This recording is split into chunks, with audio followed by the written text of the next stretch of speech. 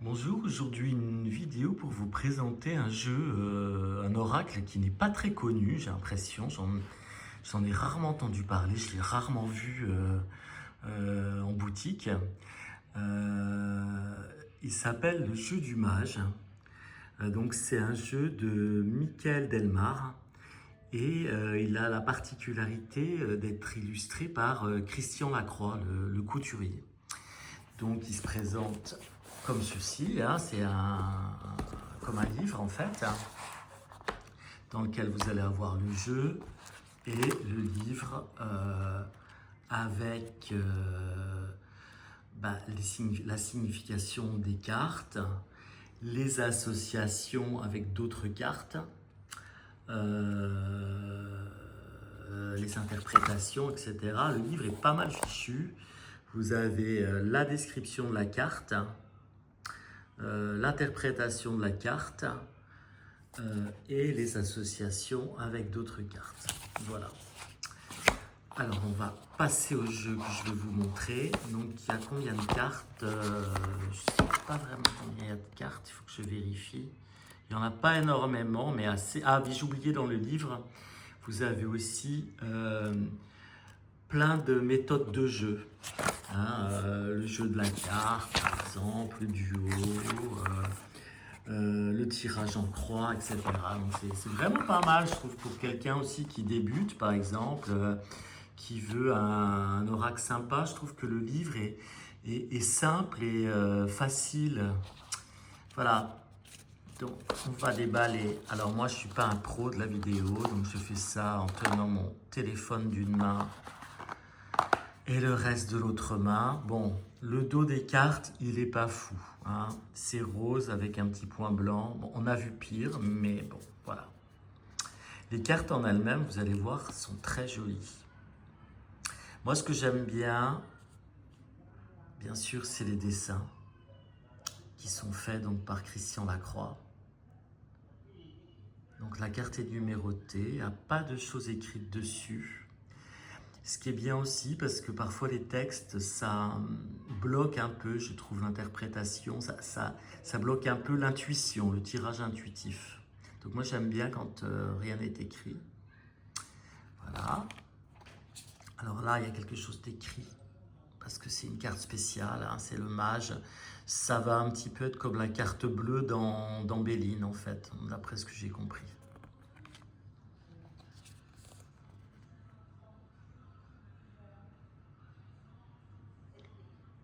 Donc oui, je disais des bêtises tout à l'heure, il y a quand même des choses écrites, hein, mais ça reste bref, voilà. Ah, et l'activité, ça peut aussi parler de vitesse, de prendre son envol, voilà, d'être paré pour l'aventure, etc., hein. Voilà, la carte de la communication, mais c'est assez riche, c'est-à-dire on peut vraiment voir pas mal de choses dans ces dessins.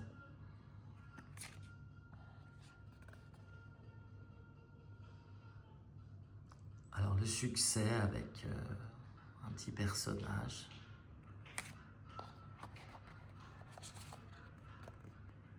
Ici les questions de tonus, alors on voit quelqu'un qui court avec des haltères, des ailes aussi.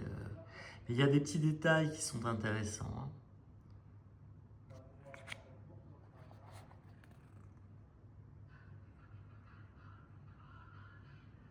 Et les dessins sont très couture, c'est vraiment joli, c'est travaillé, quoi. C'est pas de l'IA, hein.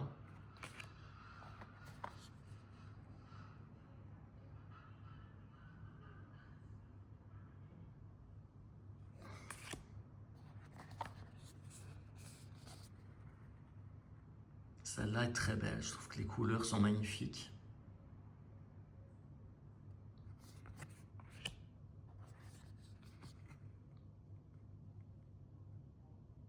Vous remarquerez qu'il y a toujours une couleur en dessous aussi. Là, on est dans du blanc. Là, on est dans du noir avec un petit personnage un peu diabolique. Et là, on est dans du gris, par exemple. Alors, il y a une signification à ça, hein. je ne sais plus laquelle. On va regarder si vous le voulez. Voilà la carte de la rencontre, très belle aussi.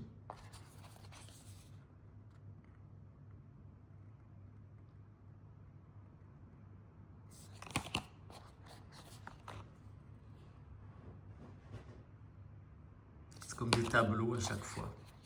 Celle-là est sublime, la carte de l'esprit.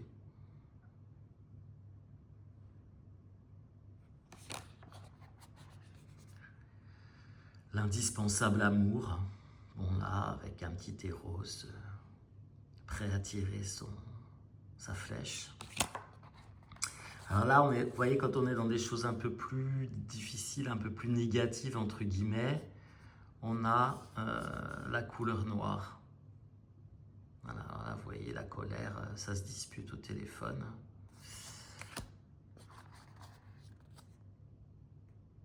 C'est un peu les péchés, en fait, le noir, hein, la colère, la gourmandise, la paresse. Ça fait référence un peu au péché.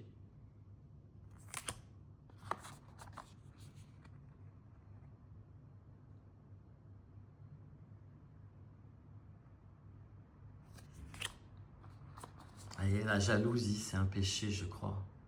Donc là, on a un petit diable qui regarde par le trou de la serrure. Il y a de l'humour là-dedans.